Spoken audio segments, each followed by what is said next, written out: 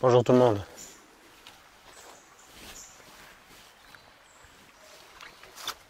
Où quitte-t-elle? Où quitte-t-elle? Où qu'il est? Où qu'il est? Où quitte-t-elle? Moi je sais le faire mal. Ah si, je sais. Je sais où qu'il est. Où quitte-t-elle? J'aurais dû y penser. Il est... Mais je perds la boule des fois un peu avec toutes ces batteries. Où sont les batteries? Les batteries sont avec les batteries. Ben oui. Il est là où quitte-t-elle? Il est là. Le voilà. Bon alors, on va te tester, non?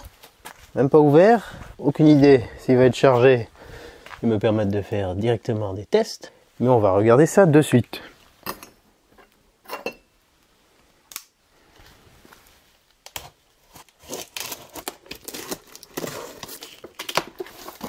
Alors, il était arrivé dans un autre carton qui était exactement la dimension juste au-dessus. Donc c'était un peu galère à le sortir. C'est quand même lourd.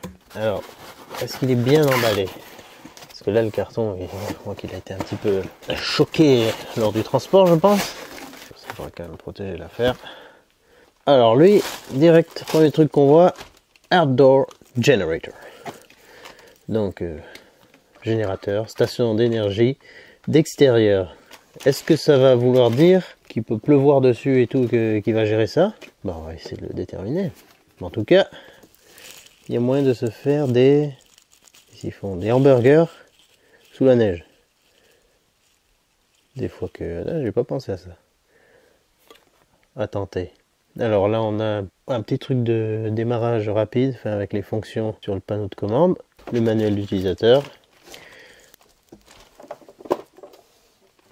Oh, ça c'est bien ça. Câble d'alim. Et câble solaire. Câble solaire. MC4. Et câble allume-cigare.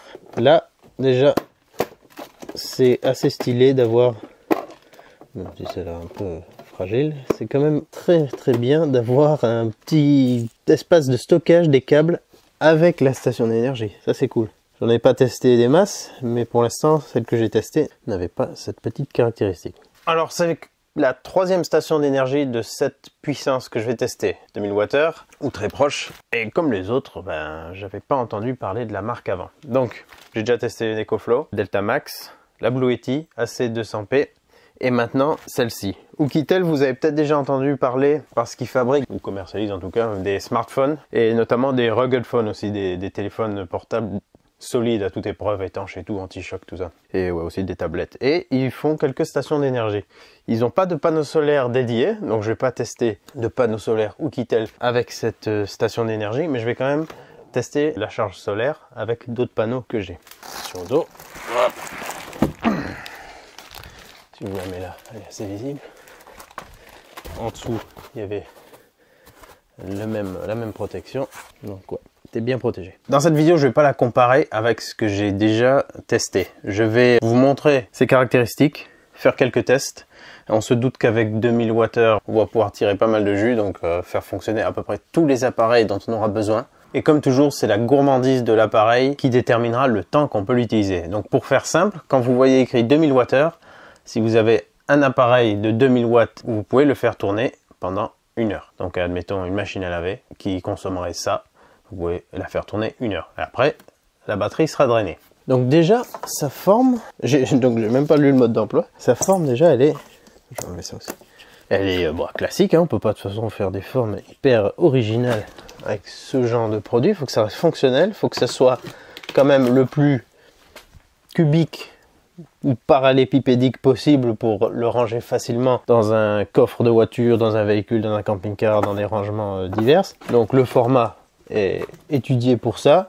Et les deux poignées en métal au-dessus sont vraiment bien pour la porter. Même pour la porter à une main, il faut regarder aussi des fois si les poignées ne sont pas mal positionnées ou mal faites, qui nous empêcherait de la porter. Donc elle est quand même assez lourde, mais on peut la déplacer à une main, comme ceci. Alors on va le démarrer ensemble pour regarder. Donc il est très sobre, hein, il est gris, en plastique rigide, dur. Ici on a des petits tampons en caoutchouc. J'imagine peut-être pour superposer un deuxième ou une batterie supplémentaire. Et en dessous on a des pieds en caoutchouc antidérapants. Alors pour l'allumer, on reste appuyé j'imagine.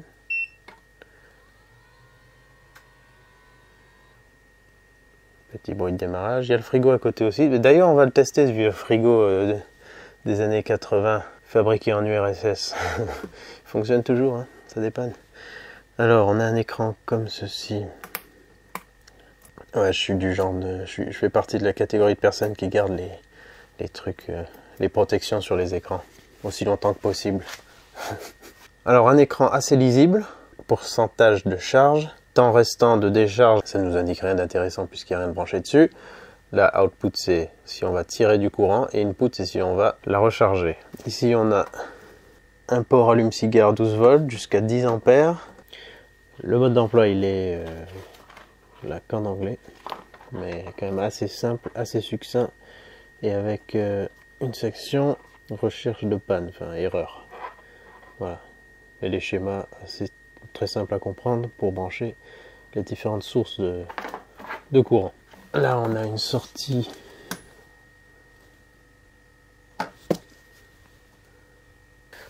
pour ça j'ai dû regarder. C'est un connecteur XT60. Par exemple avec la station EcoFlow il y a ça qui est fourni.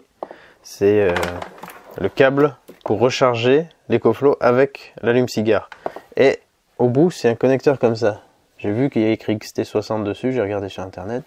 Et donc il semblerait que ce soit un connecteur pour alimenter des batteries. Vous pourrez certainement m'en dire plus parce que tout ce que je sais c'est que du coup je l'ai branché là. Et j'ai mis le... Donc on active les panneaux de commande en appuyant dessus comme ceci. La lumière, ça, on va en parler. Ah, tu te calmes.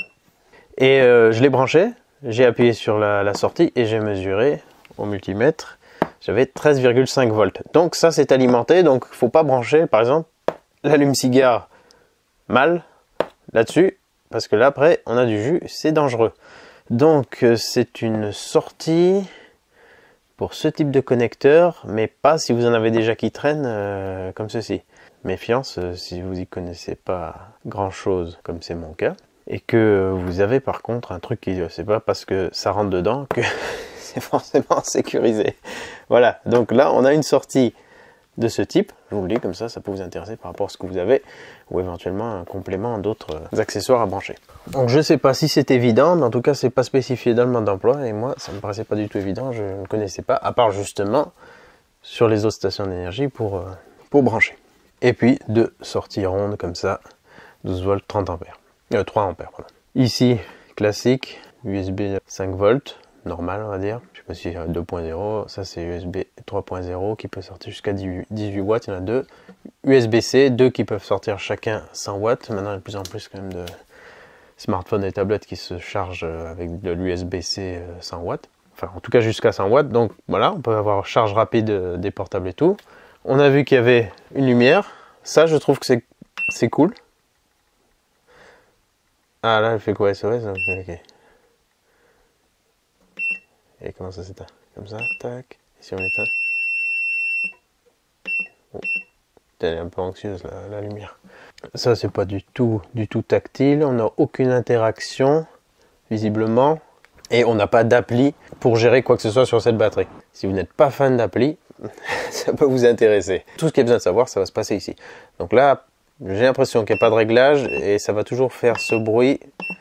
Sauf si il y a quelque chose qui indique qu'on peut empêcher de faire du bruit dans le mode d'emploi, je vous le dirai plus tard. Donc la lumière, ça c'est vraiment bien parce qu'en fait, je me disais sur d'autres qui n'ont pas la lumière, c'est un peu dommage d'avoir toute cette électricité et qu'on pourrait avoir besoin de lumière, mais que si on n'a pas une lampe à brancher dedans, eh ben on peut pas en avoir, alors que ça vaut pas grand chose de rajouter voilà, un petit carré comme ça, en plus qui doit peut-être être assez performant, même s'il fait pas nuit là dans le garage.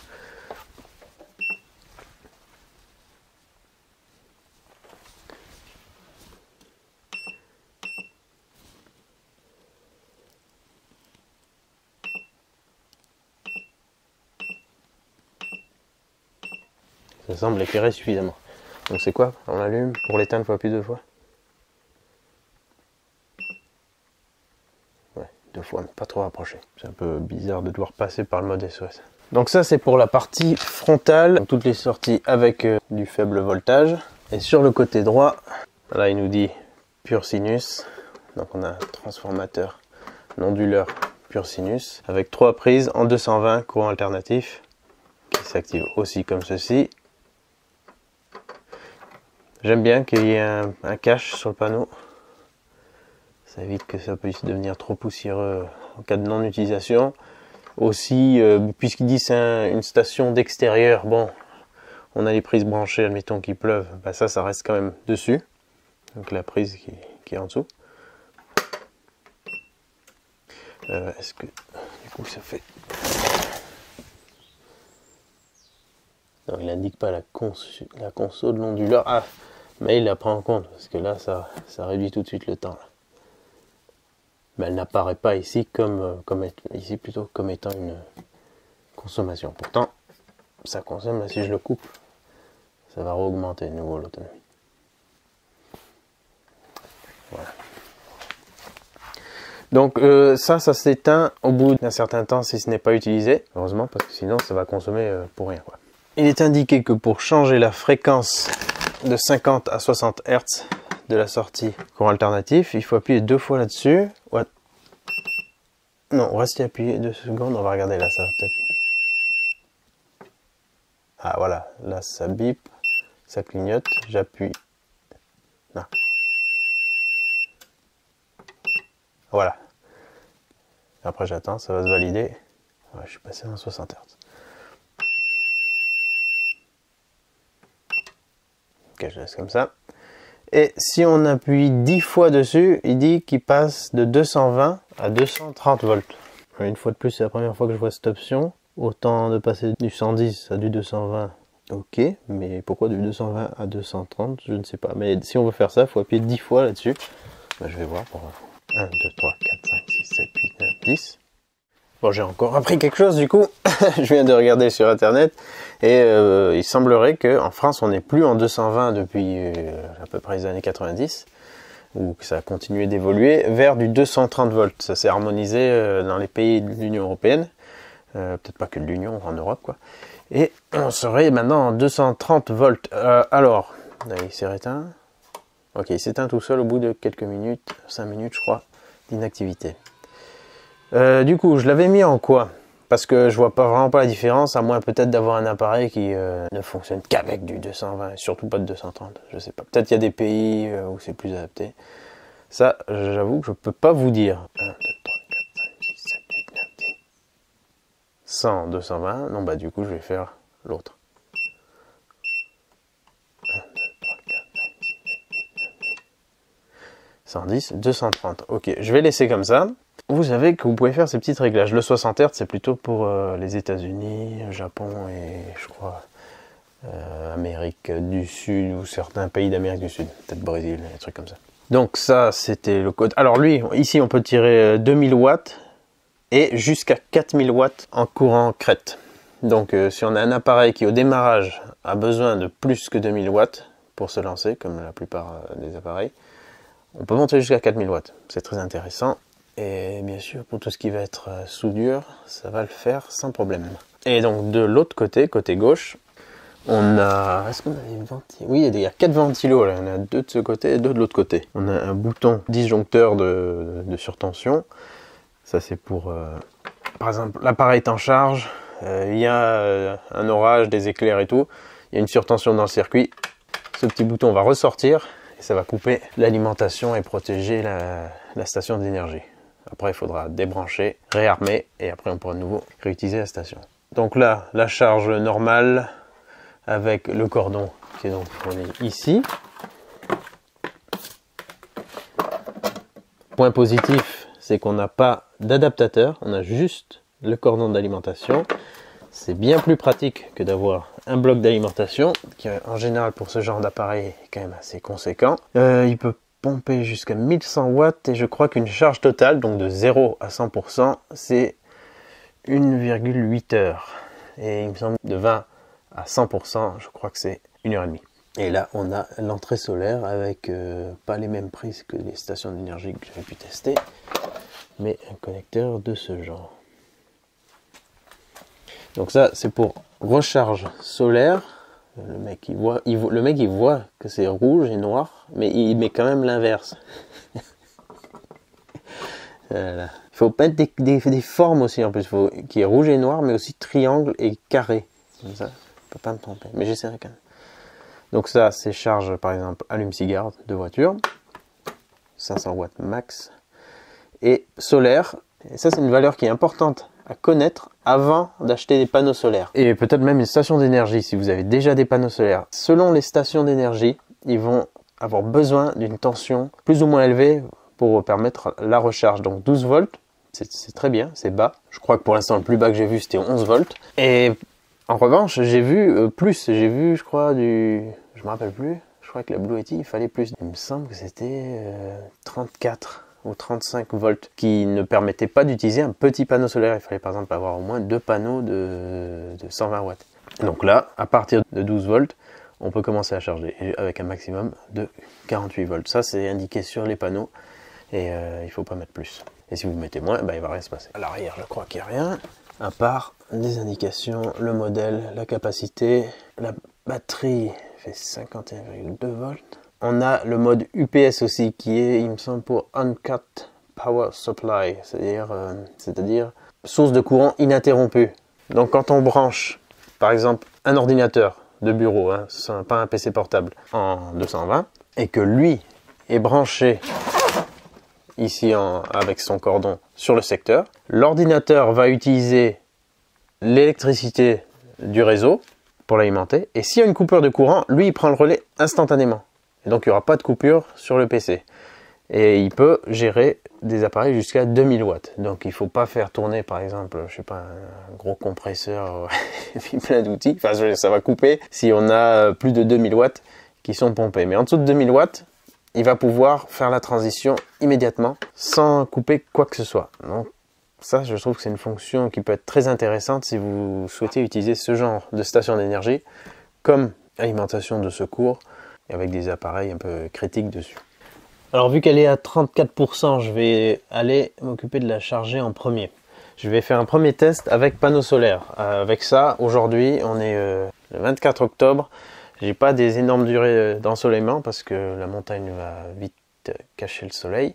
Donc je vais certainement pas pouvoir recharger une telle capacité avec ce que je vais brancher, comme je vais tester juste un panneau solaire dessus de 100 watts. C'est juste pour voir ce que ça donne avec un petit panneau solaire. Et ensuite je viendrai la recharger sur secteur pour qu'on voit comment ça se passe, comment ça ventile, ainsi de suite. Et après je ferai des tests, donc par exemple avec l'aspirateur, avec un frigo, on va voir combien il consomme si je le branche dessus. Et je vais aussi tester avec le compresseur bicylindre 3 chevaux qui au démarrage je crois devrait tirer pas mal de jus. Je sais plus exactement combien il tire, mais c'est typiquement le genre d'appareil qui a besoin de pas mal de watts pour se lancer. Je pense qu'il devrait pouvoir tourner avec 2000 watts, mais il aura besoin de plus que ça pour se lancer. Et lui, s'il peut fournir 4000 watts, c'est exactement ce qui va nous intéresser. Et voilà, du coup, si le compresseur tourne, je pense que tout tournera. Nettoyeur de pression peut-être aussi. Lui, je sais plus combien il consomme. C'est quand même un gros bébé. Et juste avant de sortir, pour atténuer la luminosité de l'écran, on appuie 2 fois là-dessus. Et ça nous fait un affichage plus tamisé. Non, pardon, il faut appuyer 1 fois pour le raviver, 2 fois pour l'atténuer. Et si rien n'est utilisé, au bout de X temps, il s'éteint. Ça, faut pas oublier de l'éteindre aussi. Mais ça s'éteint tout seul aussi si on n'utilise rien dessus. Bon, a priori, simple à utiliser. On ne peut pas aller très loin dans les fonctions vu qu'on n'a pas d'application et qu'on n'a pas d'écran tactile ou quoi que ce soit à commander. Donc ça va être vraiment, on veut de l'énergie, on se branche, on consomme, on veut recharger, on se recharge, ça recharge. Ça me plaît assez ce genre de choses sans prise de tête. J'aime bien quand ça devient pas trop compliqué, même si forcément ça peut brider les capacités d'un appareil de ne pas avoir une gestion plus intéressante. Voilà, je l'ai mise en place à l'extérieur avec les panneaux solaires. J'ai 34 watts en entrée avec un panneau qui normalement peut récolter 100 watts 100 watts plus. Le ciel est voilé aujourd'hui, donc c'est un peu compliqué. On est loin d'être à pleine puissance. Ça n'empêche pas de récolter de l'énergie solaire, mais à ce rythme-là, il estime un temps de charge de 53 heures. Voilà, donc on n'est pas rendu, mais ça pourrait permettre de compenser l'utilisation. Si vous avez par exemple quelque chose en charge ici, le rechargement d'un portable, bah, ça devrait à peu près compenser sa conso. D'ailleurs, je peux le tester. J'ai un portable, il est presque à fond, mais il lui manque encore 2-3%. Donc bah, je prends USB-C. Il a la fonction charge rapide, celui-là. Compliqué là en extérieur avec le contraste. Ah, j'ai pas actionné ça. Voilà, faut actionner.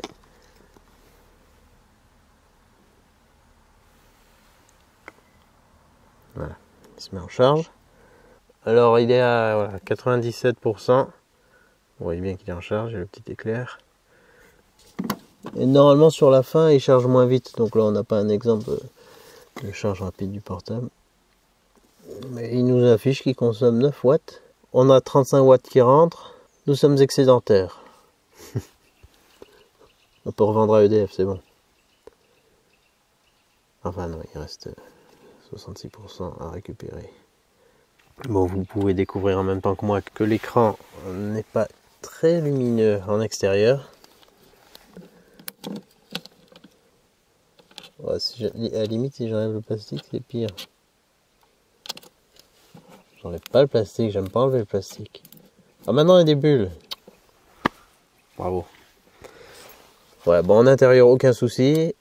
En extérieur, il faut vraiment venir assez proche pour y voir quelque chose, il y a beaucoup de reflets. 99 heures de recharge.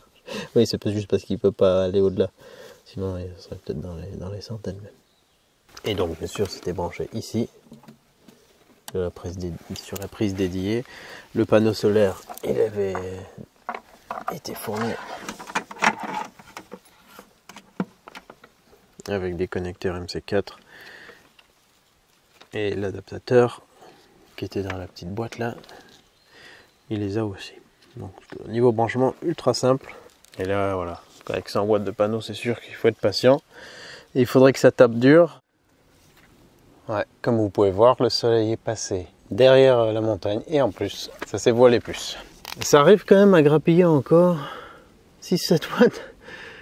Juste la luminosité justement des nuages. Alors avec ça, on a pris 4% de charge. Maintenant, je vais aller le brancher à l'intérieur sur secteur pour voir comment il se charge sur secteur. J'aime bien son look. Pas mal. Puis facile à nettoyer et entretenir, je pense. Donc voilà de retour dans le garage. J'ai dû plier le mode d'emploi en deux, il rentrait pas en entier. C'est triste. Le câble n'est pas très long, comme vous pouvez voir. Ça fait quoi, 1 mètre 1m20.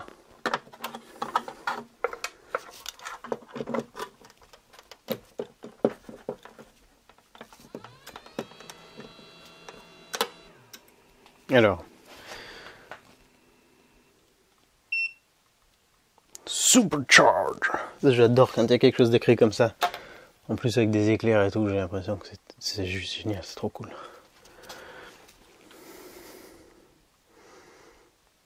Oui, le temps estimé est un peu plus court qu'avec les panneaux solaires.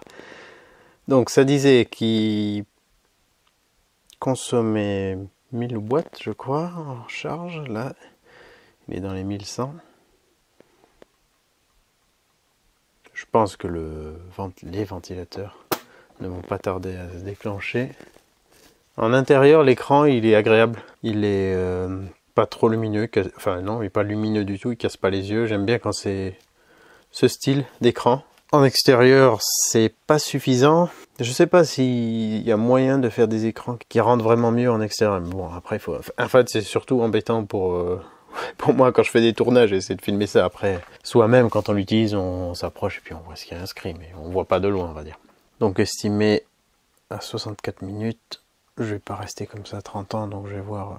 Enfin, je vais vous dire s'il s'est mis à souffler, à ventiler. À ce moment-là, j'essaierai de filmer une petite séquence comme ça. Vous voyez un peu le bruit qu'il fait. C'est pas la charge la plus rapide du marché, mais c'est pas la plus lente non plus.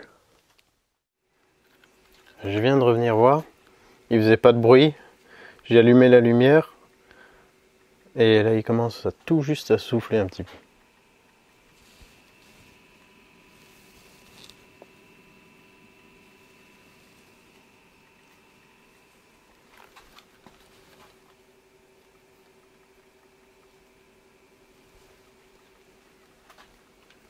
Là, à ce niveau, bon, on voit qu'il met le petit logo qui ventile. Là, c'est vraiment léger.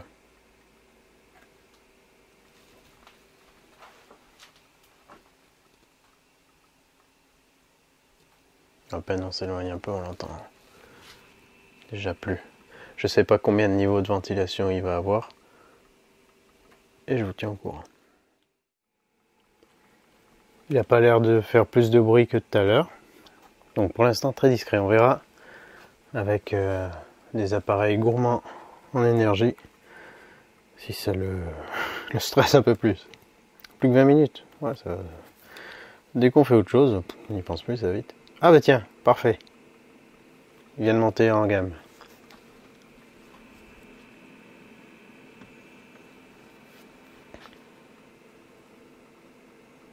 Je suis venu juste au bon moment.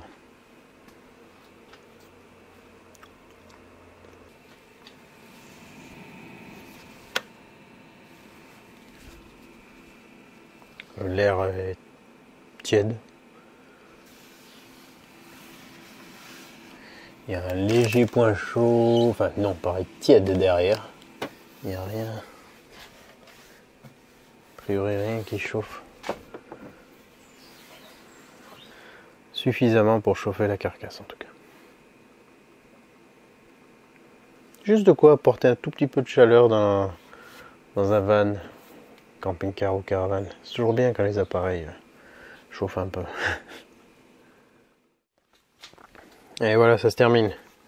Il est redescendu d'un cran niveau bruit, plus que à peu près 300 watts en entrée. Il finalise la charge. Et je vous ai même pas dit, mais il s'agit d'une batterie LiFePO 4 ou LFP. Donc lithium, fer, phosphate. C'est le meilleur qu'on trouve pour le moment. À part peut-être d'autres technologies encore plus avancées, mais certainement beaucoup plus chères. Mais ça, c'est en train de se démocratiser et c'est ce qui offre la meilleure durée de vie. Et ce sont des batteries sans risque. Donc c'est le meilleur choix. Si vous ne voyez pas une mise en avant sur des produits de ce genre, vous indiquant que c'est du lithium fer phosphate, c'est probablement que c'est juste lithium-ion, qui sont très bien aussi, mais qui ont une moins bonne durée de vie, et qui présentent un risque d'explosion, enfin, ou de... pas tant d'explosion, mais d'embrasement, quoi. Mais en général, avec les systèmes de gestion de batterie, ça ne pose pas de problème. Voilà, il vient de terminer. Là, je le débranche.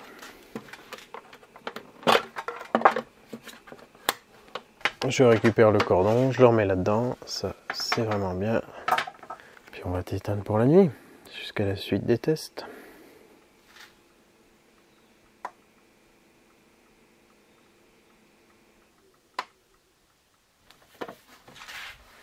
Voilà, à peine tiède. Derrière, à peine tiède. Là, frais. Là-dedans. Tiède.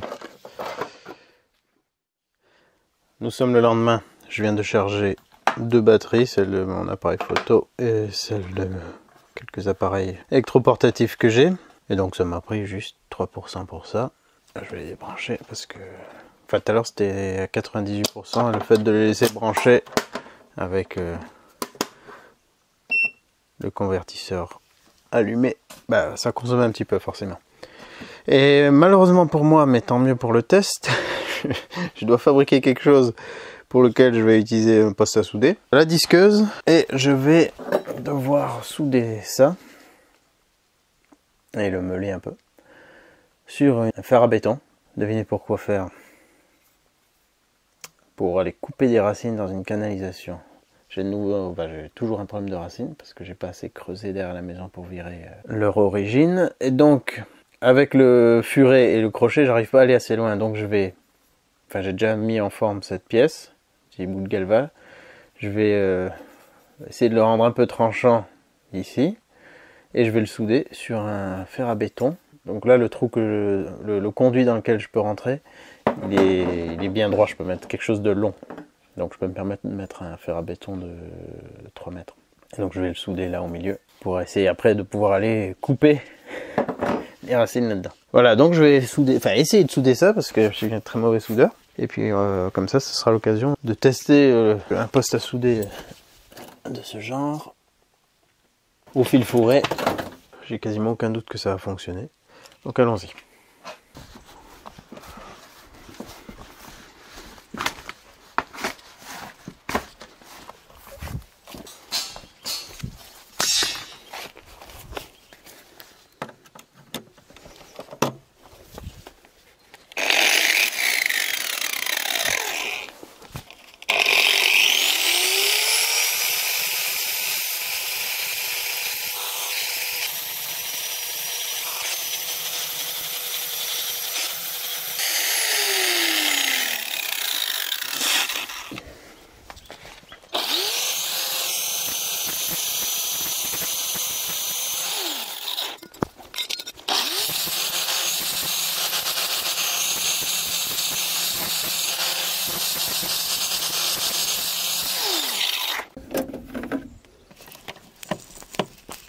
Merde, je peux pas le brancher dessus.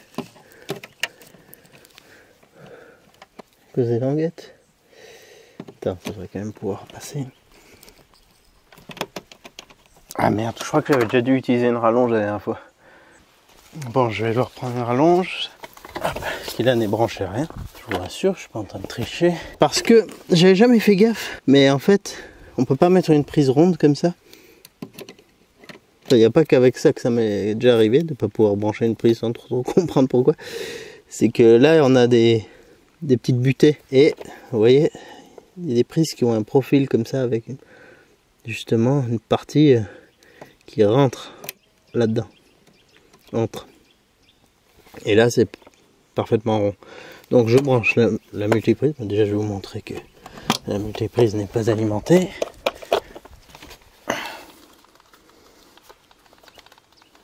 Voilà, elle est allumée, mais il n'y a pas de jus. Elle a cette découpe, donc je peux la mettre. Donc ça c'est la multiprise. Hop, et lui, je peux le brancher dessus.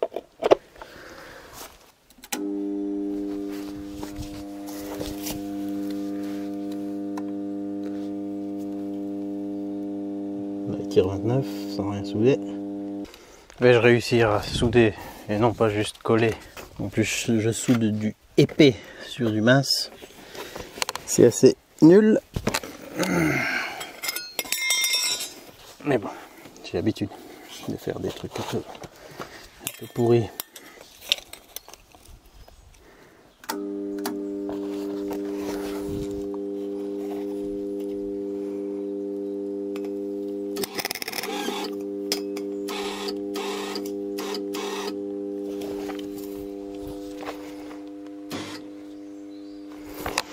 Commence bien, le fil ne sort plus. Putain. Voilà, normalement c'est bon. Il avait fait une boucle à l'intérieur, je sais pas trop pourquoi. J'ai dû tout ressortir. Et puis il avait du mal au sortir aussi en le remettant. Juste, il arrivait bien au bout de la torche, mais il voulait pas sortir, j'ai dû démonter. Abuse. Alors, est-ce qu'il sort déjà? Ouais.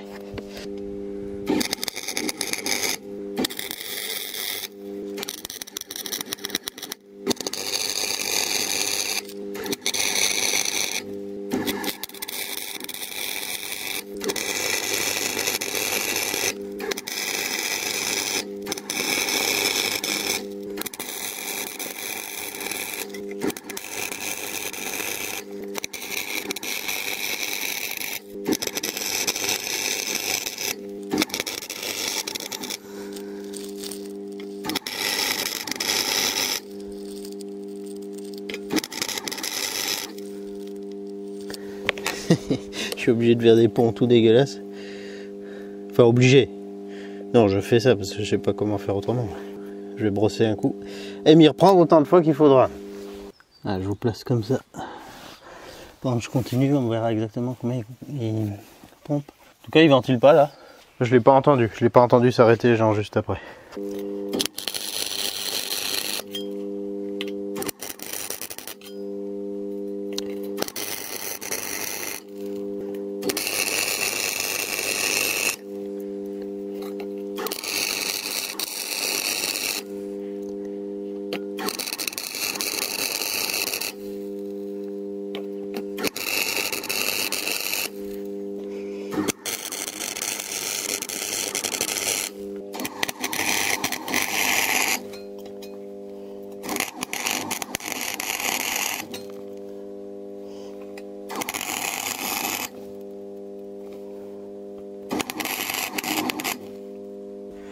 Voilà, ça devrait tenir, je pense. Ah, il ventile pas? Pas du tout.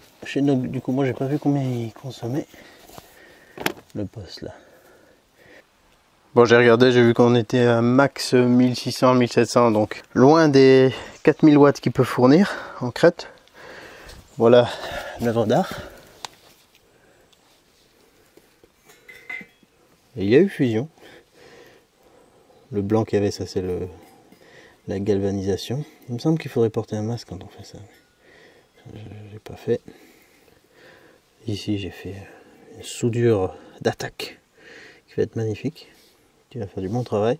Mais avec ça, bon maintenant je vais affûter encore un peu tout ça et je devrais pouvoir aller couper ces putains de racines.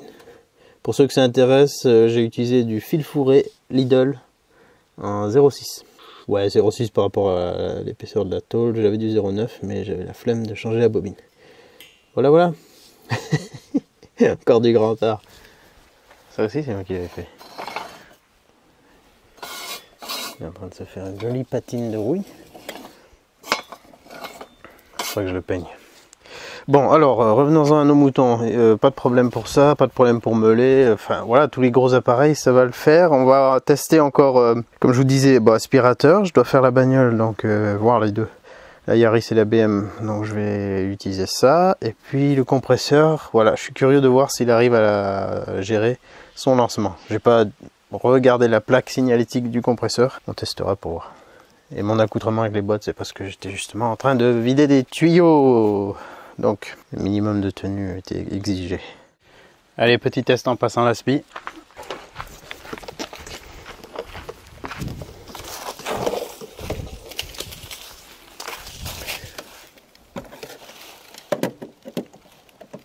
Ah, lui, il a les prises qui permettent.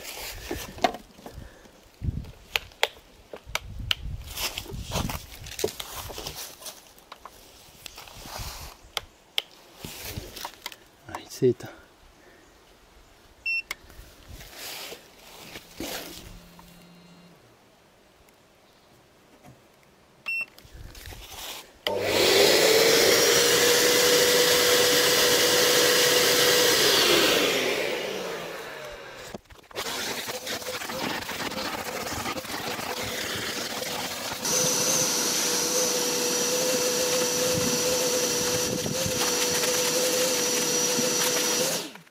Voilà, j'ai fait toute la voiture.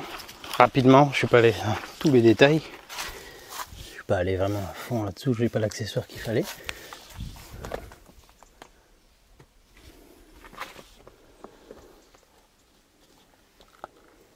Mais c'est aspiré, le tapis en détache, mais ça c'est un autre problème. Et là, ça nous a passé de 97 à 85% de batterie. Mais je ne l'ai pas entendu ventiler.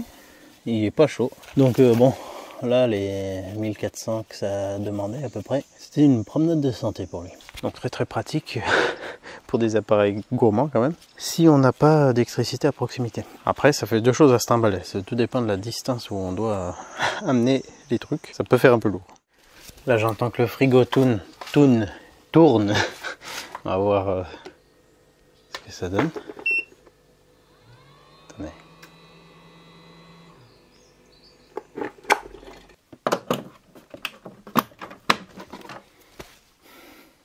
Il faut que je l'alimente.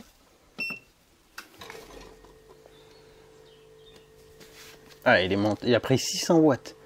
607 watts pour se lancer le compresseur. Voilà, et après ça tourne à 180 watts.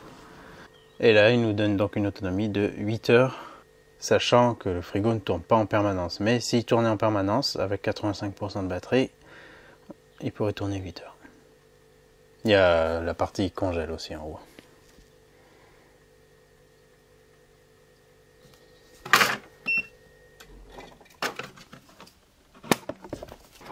Bon, ça fastoche, mais c'est intéressant de voir par rapport à l'autonomie. Et maintenant le compresseur. Voilà, il est branché, je sais pas combien il va tirer, mais on va découvrir ça ensemble. Go. Oula.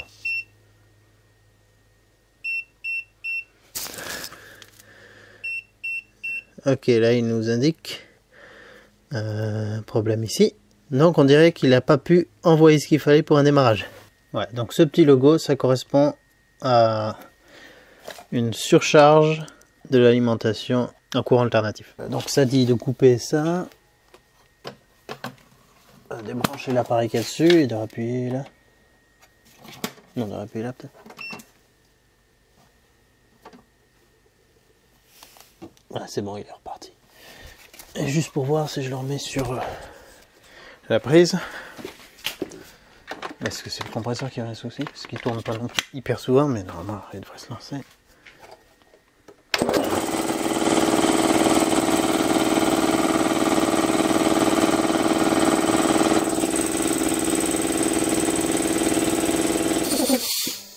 Bon, ça se lance, mais ça doit pomper beaucoup au démarrage.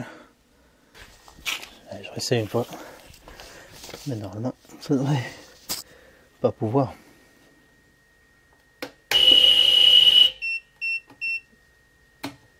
Okay. Ça c'est un peu trop ambitieux. Alors, je tourne la branche.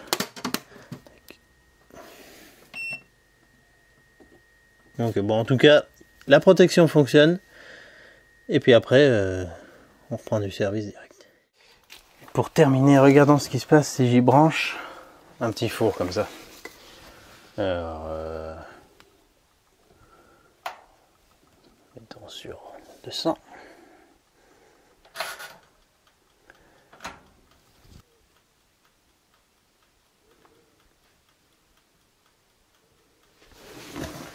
Voilà, j'ai mis sur résistance en haut et en bas avec ventilation. Attends, c'est ventilation? Ouais, vite fait quoi. Admettons juste grill. Juste les résistances du haut, un peu moins de 800 watts. Résistance du bas et soufflerie.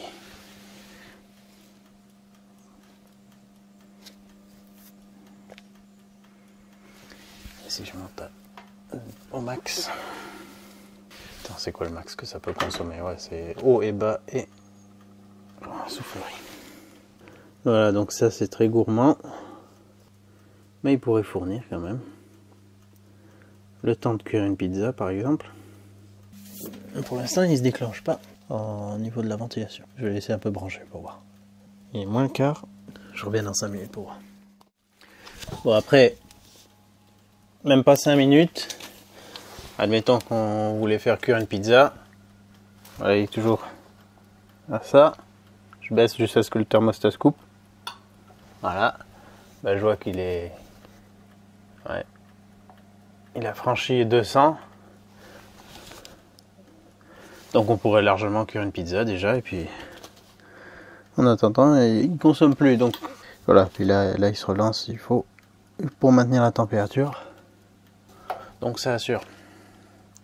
Ça assure quand même. Voilà, bon, ça vous donne une idée. Dommage, j'ai rien à cuire. Putain, ça m'a donné faim. Dès qu'on arrête l'autonomie, enfin l'estimation vraiment. Donc admettons qu'on fasse cuire quelque chose dans un four électrique comme ça, et qu'en plus on a les panneaux solaires branchés, ben, ça va nous faire caler la consommation. Donc on va pouvoir prolonger l'autonomie. Et je pense avoir fait suffisamment le tour de ses capacités pour que vous puissiez vous en faire une idée, non? Je dois dire que c'est un modèle qui me plaît bien. Il me plaît bien parce qu'il est simple, parce qu'il a cette petite trappe qui, mine de rien, est hyper pratique pour garder les câbles avec la station d'énergie. Je trouve que c'est vraiment un point très positif. Il est vraiment silencieux par rapport à d'autres que j'ai pu tester qui se déclenchent presque dès qu'on branche quelque chose d'assez gourmand dessus. Certains, j'ai l'impression, ils font un peu du zèle. Ils n'auront jamais le temps de chauffer puisqu'ils tournent directement la ventilation, en tout cas le niveau 1, et parfois même ça passe vite au niveau 2. Lui, il semblerait qu'il lui faille pas mal de temps avant qu'il se lance. Alors, est-ce que du coup, ça risque d'engendrer des surchauffes? Ça, je sais pas encore, mais quand même avec 4 ventilos et une architecture voilà, traversante comme ça, de refroidissement, je pense pas qu'il devrait y avoir de soucis. En tout cas, moi-même en l'utilisant avec des trucs qui ont bien tiré comme l'aspirateur ou le poste à souder, j'ai pas senti de point chaud et a priori il n'a pas eu de surchauffe. Donc à confirmer, mais plutôt intéressant pour un usage justement à l'intérieur d'un espace assez confiné, que ce soit cabanon, caravane, camping-car, van. C'est mieux si on a quelque chose qui souffle pas systématiquement. Et en plus, à mon avis, c'est tout con, c'est juste une question de programmation, de seuil de déclenchement des ventilos selon la température. Et je pense que certains sont réglés, pas spécialement bien réglés d'ailleurs. Ils n'ont pas pris le temps d'ajuster des seuils de déclenchement pertinents. Parce qu'il n'y a pas besoin, il y a quand même des radiateurs en alu sur les composants qui ont besoin d'être refroidis. Déjà ça, c'est du refroidissement passif et après il y a la ventilation mécanique si besoin. On a vu aussi qu'en entrée solaire, il tolérait des basses tensions, ce qui est très intéressant pour grappiller encore quelques watts de luminosité par rapport à d'autres stations qui vont ne plus le permettre dès qu'il n'y a plus de soleil. Là, on a vu que même avec juste de la luminosité résiduelle, il arrivait quand même... Alors, je vous dis pas que sous un lampadaire, ça va faire de l'électricité. Mais même s'il n'y a pas du soleil qui tape directement sur les panneaux, il arrive quand même à prendre suffisamment pour recharger par exemple un portable. Le format est bien. Il peut être moins bien si vous aimez pas avoir des choses sur les côtés. Donc le côté 230 volts et le côté recharge. Sinon le reste est en façade. Donc bon, ça fait quand même 3 côtés utilisés, plus le dessus juste pour la trappe. Donc éventuellement prévoir un peu de hauteur si vous voulez encastrer quelque chose ou si vous fabriquez une caisson pour lui. La lampe, je trouve ça dommage qu'il faille passer par le mode SOS pour l'éteindre. Ouais, sinon il veut pas. C'est dommage aussi d'avoir tout le temps le son, de ne pas pouvoir l'enlever. Ou si on peut l'enlever, je sais pas comment on fait. Et un autre point négatif pourrait être pour vous, enfin 2 autres points négatifs pourraient être l'absence d'appli. Pour moi, c'est pas un point négatif, mais pour ceux qui aiment avoir une appli dédiée où on peut gérer plus de paramètres, ça peut être un point négatif. Et éventuellement l'absence de rechargement par induction. Moi aussi, j'ai aucun appareil qui se recharge par induction, donc je m'en fiche. Mais si vous avez un smartphone ou un appareil qui se recharge par induction, sachez qu'il n'y a pas cette fonction sur ce modèle. En tout cas, les liens utiles dans la description. Je l'apprécie pas mal. Je vais bientôt tester une 4e station d'énergie de cette catégorie, donc autour des 2000 Wh. Ce qui voudra dire que j'en aurai 4 à disposition pour faire un comparatif. Et là, je vais pouvoir vous dire vraiment ce que je considère comme les points forts, les points faibles des 4 stations. Et ça désignera pas forcément un gagnant et un perdant, mais ça vous permettra d'affiner votre recherche et après de comparer avec d'autres que j'aurais pas testé, pour voir selon vos exigences et votre usage, lequel pourrait être le plus adapté. Mais s'il tient dans la durée, c'est vraiment une station qui me plaît. Hein, je la trouve performante, facile à utiliser, sobre, vraiment. Ouais. À ce stade, je peux vous la recommander. Après, je ne l'ai pas ouverte, je ne sais pas la qualité des composants à l'intérieur. Et puis, voilà, à ce niveau, je ne peux pas trop vous dire. Mais ce que je pouvais tester, je l'ai fait. Et j'espère que ça vous sera utile pour faire un choix. Une fois de plus, je ne suis pas là pour vous influencer. Je vais essayer de vous montrer ce que le produit est capable de faire ou pas. On a vu aussi que la protection fonctionnait bien contre les surcharges. Toujours intéressant de tester ce genre de truc. Et après, voilà, c'est à vous de voir avec ce que je vous ai dit, s'il rentre dans vos considérations ou pas. En tout cas, c'est en faisant qu'on fait. Je vous dis à bientôt dans une autre vidéo. Et ouais, j'ai hâte de faire ce... Comment on dit quand c'est pas un duel, un quadruel, je ne sais pas. Cette battle de 4 produits, je pense que ça devrait être assez intéressant. Allez, à très bientôt. Au revoir.